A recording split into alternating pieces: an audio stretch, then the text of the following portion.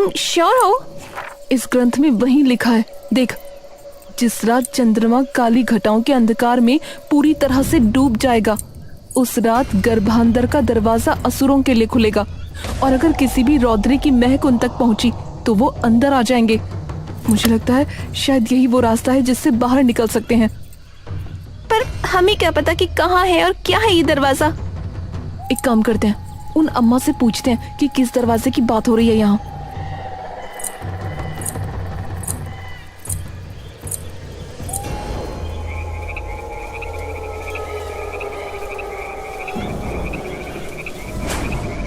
पूछ लें अभी। अवनी पलके उठाकर चमेली की ओर देखती है। अम्मा। ये सुनते ही चमेली और झुमली दोनों उसकी ओर देखते हैं।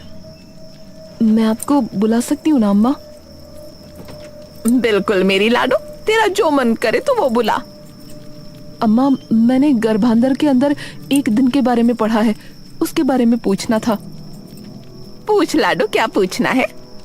इसमें लिखा है कि कोई ऐसा दिन आता है जब चंद्रमा की रोशनी खत्म हो जाती है और उस दिन कोई दरवाजा खुलता है, ऐसा कुछ लिखा था। अच्छा, हनेर की रात कल ही तो है। हर बरस में एक बार आती है ये रात। लाडो, इस दिन की रात को चंद्रमा ना आता आसमान में, और इस अंधेरे में गर्भांधर का वो दरवाजा खुलता है जिसके परे असुर रहते हैं। जो भी असुर इस गांव के आसपास आने की कोशिश करता है, भूरमा उसे अपने काल चक्र में फंसाकर उस दरवाजे के पीछे धकेल देती है। तो किसी ने देखा है दरवाजा आज तक इस गांव में? चमेली एकदम से डरकर बोलती है। ना लाडो ना, उस रात तो कोई रौद्री घर से बाहर ना निकलती। अगर बाहर निकली तो असुर को हमारी खुशबू आ जाएगी और वो अंदर घुसाएगा। तुम भी मत निकलना कल रात को बाहर, आ गई समझ? अवनी और मेघा चुपचाप एक दूसरे की ओर देखते रहते हैं। चलो अब फटाफट रोटी खा के सो जाओ, कल तुमने गांव दिखा लाऊंगी। हाँ, सुबेरे। जी अम्मा।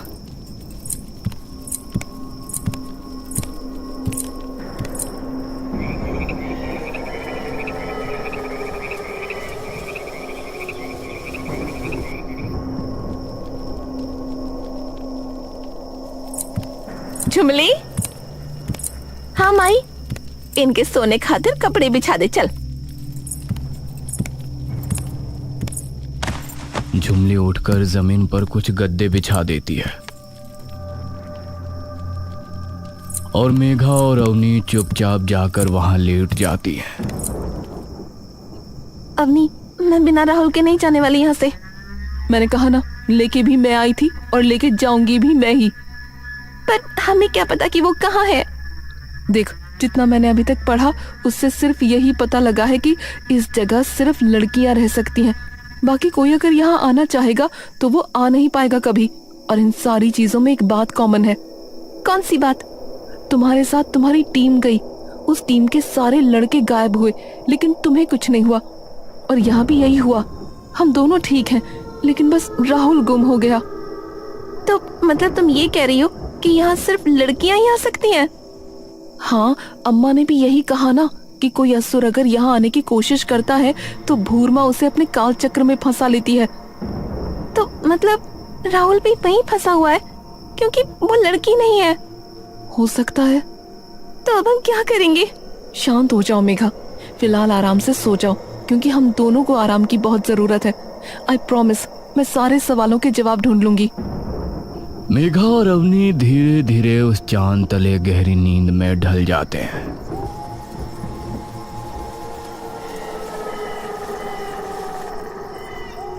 अवनी पूरी तरह से नींद में होती है कि तभी एक पानी की बूंद अचानक उसके माथे पर आ गिरती है और तभी एकदम से अवनी की आंखें खुलती है।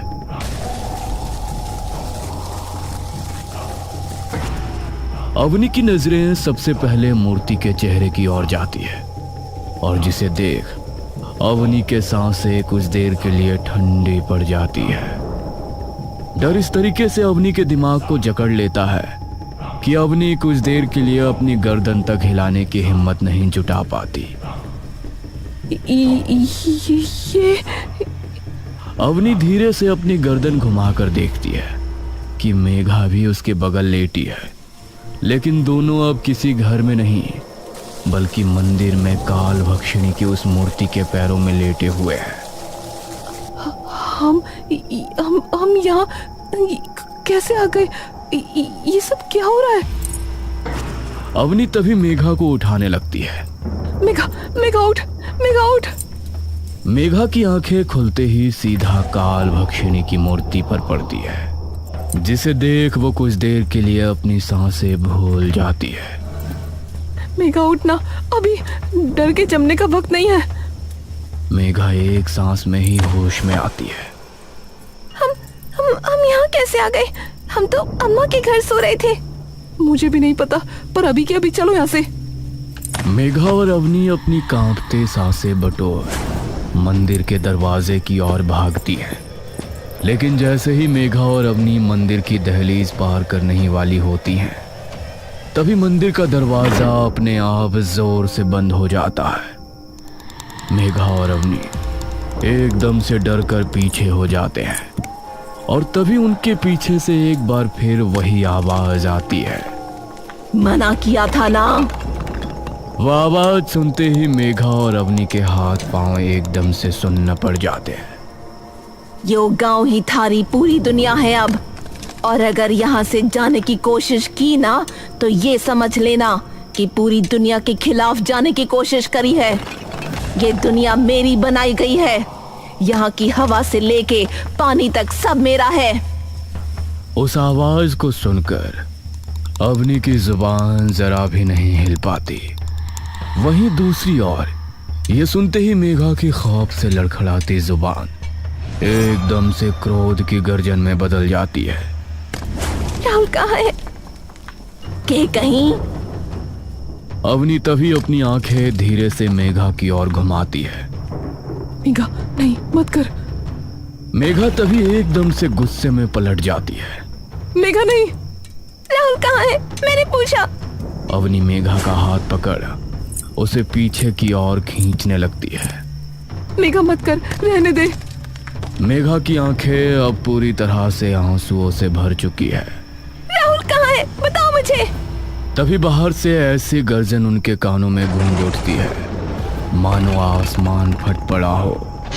बिजली की चमक काल भक्षिणी की मूर्ति पर ऐसे पड़ती है मानो ये बिजली नहीं काल भक्षिणी का क्रोध हो। देखना है तो मेरी आंखों में देख। मेघा और अवनी जैसे ही उसकी आंखों में देखते हैं, तभी उनकी आंखों में अजीब सी रोशनी चमक उठती है। गंभीरा भविष्यति रात्रिः लीलाय सह्युव वर्ण संयुक्तः काल चक्र प्रवर्तते काल भक्षिणाय। राहुल को ऐसी बेजार हालत में देख मेघा के पैर एकदम सुन्न पड़ जाते हैं और मेघा धड़ाम से घुटनों के बल जमीन पर गिर जाती है। पड़ गई ठंडक कलेजे में। देख लिया? ये क्या किया आपने उसके साथ? ये अब मेरे काल चक्र में फंस चुका है। अब इसका इस चक्र से निकलना नामुमकिन है। कुछ ही दिनों में इसे अपने आप मुक्ति मिल जाएगी। भूल जा इसे। अब से तुम दोनों का सब कुछ यही है। मेघा और अवनी एक टक काल भक्षिणी की आंखों में देखते रहते हैं और एक ही दम से उनके सामने का मंजर धुंधला पड़ने लगता है और देखते ही देखते अवनी और मेघा की आंखें अचानक बंद होने लगती हैं।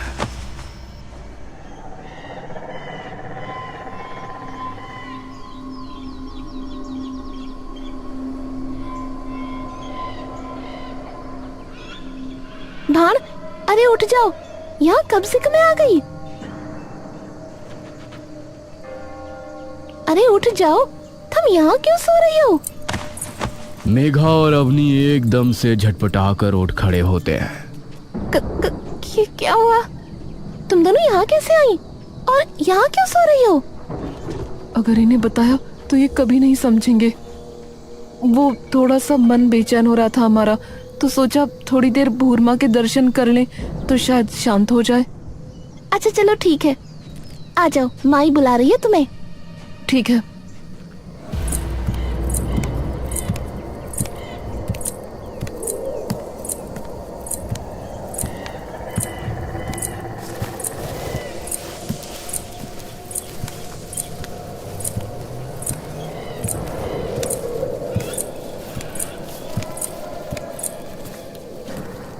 अरे लाडो, कहाँ चली गई थी? अरे अम्मा, मंदिर में मिली सोती। अरे थारी, क्यों भला? वो कुछ नहीं, बस थोड़ा सा मन बेचैन हो रहा था तो सोचा एक बार भूरमा के दर्शन कराएं, क्या पता शांत हो जाए। वहां गए तो पता नहीं कब वहीं आंख लग गई। अच्छा चलो ठीक है, तुम दोनों बैठ जाओ, मैं इतने कुछ खाने को बना दूं तुम्हारे लिए, उसके बाद गांव दिखा के लाऊंगी। ठीक है। चमेली और झुमली खाना बनाने लगते हैं। तभी मेघा अचानक अवनी के पास आती है और उसे बाहर की ओर खींच लेती है।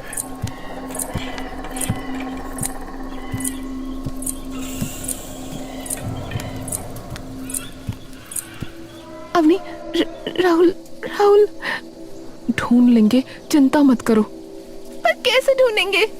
धीरे। देखो, हमें ये तो पता लग चुका है कि राहुल उसके काल चक्र में फंसा है। अब हमें बस ये पता लगाना है कि वो जगह है कहाँ। पर तुमने सुना ना वो क्या कह रही थी, जल्दी उसे मुक्ति मिलने वाली है। यानी अगर हमने उसे वहां से नहीं निकाला तो कुछ नहीं होगा, तुम चिंता मत करो, पहले अंदर चलो। अवनी और मेघा वापस अंदर चले जाते हैं।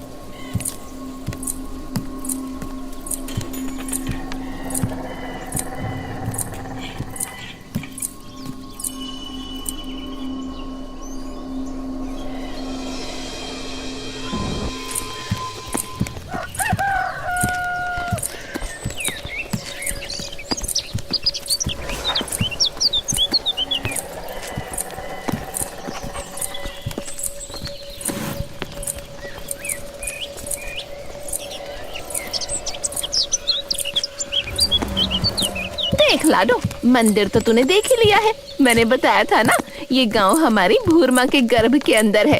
तो जो मंदिर है वो गांव के एकदम बीचों बीच है, यानी भूरमा की नाभि पे। चमेली आराम से अवनी और मेघा को पूरा गांव दिखा रही होती है। तभी अवनी बातों ही बातों में अपने जवाब ढूंढना शुरू कर देती है। अम्मा, वैसे जिस कालचक्र की आपने बात की वो कालचक्र है क्या? काल चक्र लाडो, माना जाता है भूरमा ने उन शैतानों को अपनी तंत्र विद्या से अपनी आंखों में कैद कर लिया था। अब ये तो हमें भी नहीं पता कि कैसे कैद किया था, पर उसे ही काल चक्र कहते हैं। अच्छा।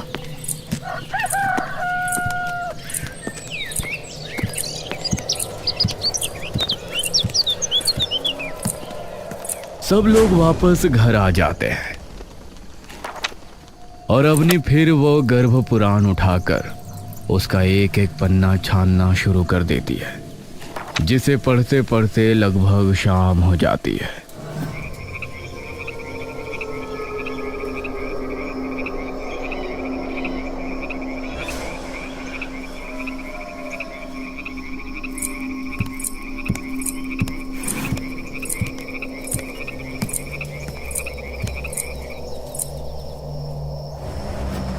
अवनी, आपको पता है ना कि आज हनेर की रात है, जिसकी बात अम्मा कर रही थी। अगर आज नहीं निकले तो यहाँ 1 साल के लिए फंस जाएंगे और राहुल के पास इतना वक्त नहीं है। अवनी एकदम से अपनी नजरें ऊपर करती है। मिल गए सारे जवाब। ये सुनते ही मेघा की आंखें खुशी से बड़ी हो जाती हैं। सच में? हाँ, इस पुराण में इस गांव का नक्शा है जो बिल्कुल उसी पत्थर की तरह दिखता है जो तुम लास्ट टाइम लेकर आई थी। तो उससे कैसे पता चलेगा? उस नक्शे के हिसाब से गांव का जो मंदिर है वो गांव के बीचों बीच है। और अम्मा ने क्या कहा था याद है? कि वो मंदिर जहाँ भूरमा की नाभि है वहां बना है। तो अगर हमें बाहर निकलना है तो हमें उत्तर दिशा की ओर भागना पड़ेगा, उनके मुंह की ओर। वही है वो दरवाजा जो आज रात खुलेगा। और राहुल कहाँ है? कल जब राहुल को देखा तो उसकी आंखों में देखा था, और अम्मा भी कह रही थी कि उन्होंने अपनी आंखों में कैद कर लिया था असुरों को, तो वो जरूर वहीं होगा। मतलब हमें आज रात ही निकलना होगा? हाँ।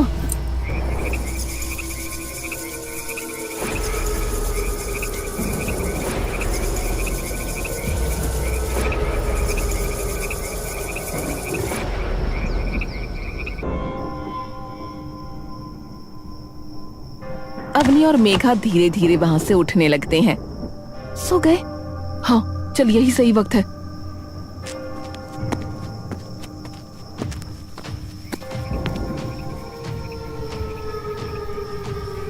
जाना कहाँ है? सीधे चलते जाओ। अवनी, पहले राहुल के पास चलेंगे। वहीं तो जा रहे हैं, काल भक्षिणी की आंखों की तरफ। अवनी और मेघा तेजी से आगे बढ़ती रहती हैं। तभी उनके सामने एक ऐसा मंजर आ जाता है जिसे देखकर अवनी और मेघा का पूरा शरीर एकदम से मानो पत्थर सा बन जाता है।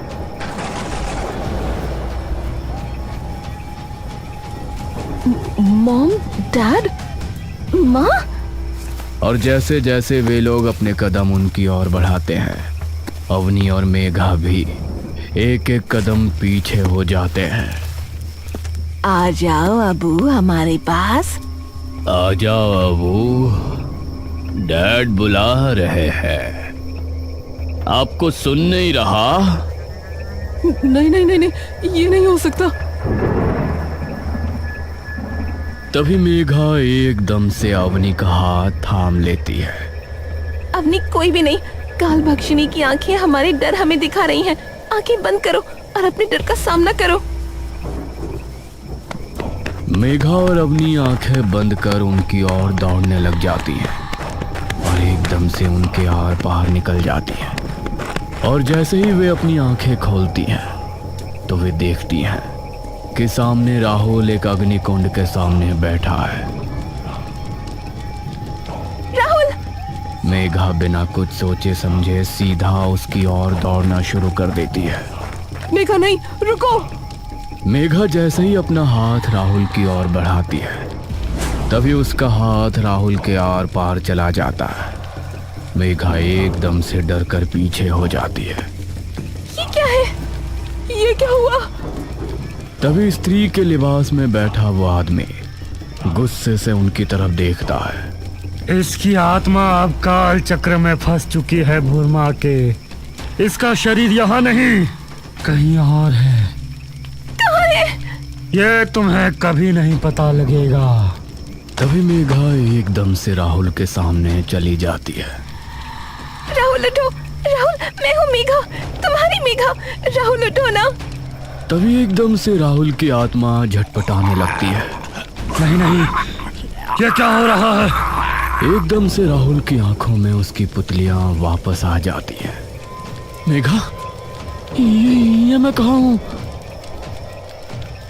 ये सब छोड़ो, पहले हमारे साथ चलो। तुम्हें तुम्हारे शरीर तक जाना होगा। हमारे पास वक्त बहुत कम है, सुबह होने ही वाली है।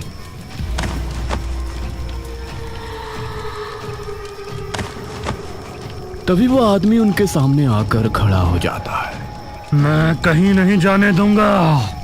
लेकिन राहुल तभी गुस्से में उसे धकेल के नीचे गिरा देता है। तुम्हें ये पता है कि तुम्हारा शरीर कहाँ है? मुझे तो ये नहीं पता कि मैं यहाँ आया कैसे। एक मिनट, अगर इसकी आत्मा यहाँ है तो क्या पता शरीर दूसरी आंख में हो। हाँ, इसी तरीके से वो लोगों को अपने काल चक्र में फंसाती है, उनकी आत्मा और उनके शरीर को अलग अलग करके। मतलब हमें उसकी उल्टी दिशा में जाना है अब। मेघा, अवनी और राहुल तेजी से दूसरी दिशा की ओर भागने लगते हैं, जहां उन्हें एक पुरानी सी गुफा दिखती है। यही है, मैं महसूस कर सकता हूँ। मेघा, अवनी और राहुल जैसे ही अंदर जाते हैं तभी उन्हें दिखाई देता है कि अंदर राहुल एकदम अंधेरे में नीचे लेटा हुआ है।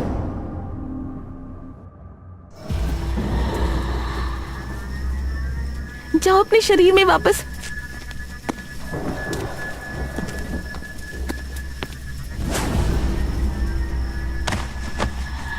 अब जल्दी चलो यहाँ से, सुबह होने वाली है।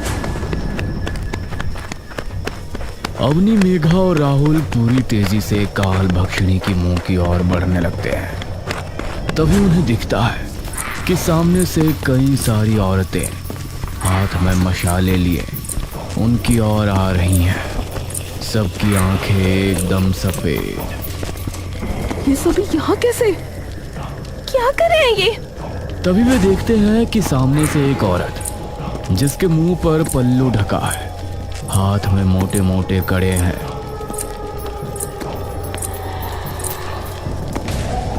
वो उनकी ओर बढ़ रही होती है।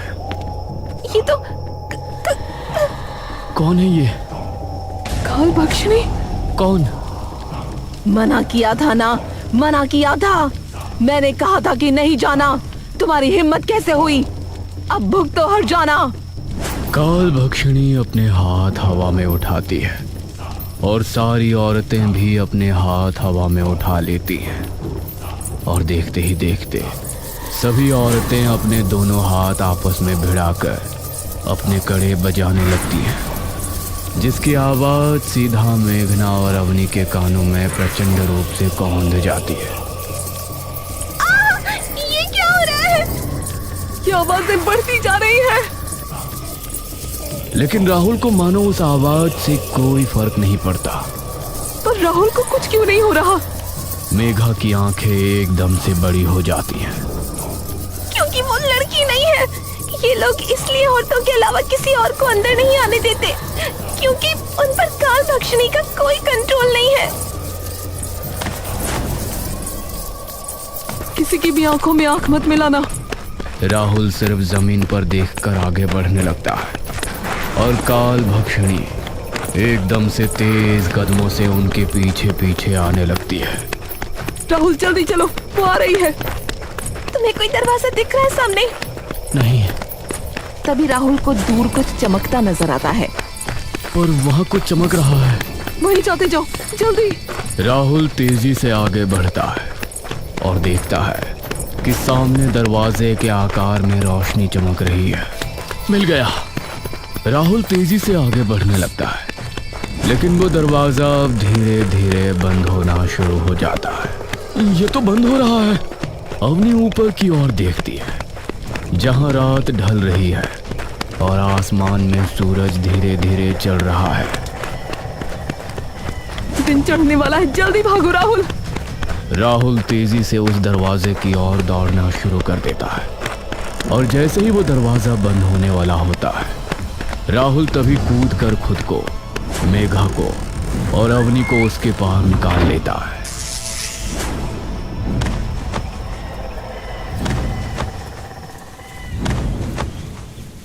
उनके सामने एक लंबा सा रोड है। क्या हम बाहर आ गए? तभी रोड पर बड़ा सा ट्रक आता है, जिसके अंदर एक हट्टा कट्टा आदमी बैठा होता है। वो ट्रक वाला उनके पास आकर ट्रक रोकता है। ओए बीर जी, क्या हो गया? सब ठीक है? ये सुनते ही तीनों के चेहरे पर मुस्कान आ जाती है।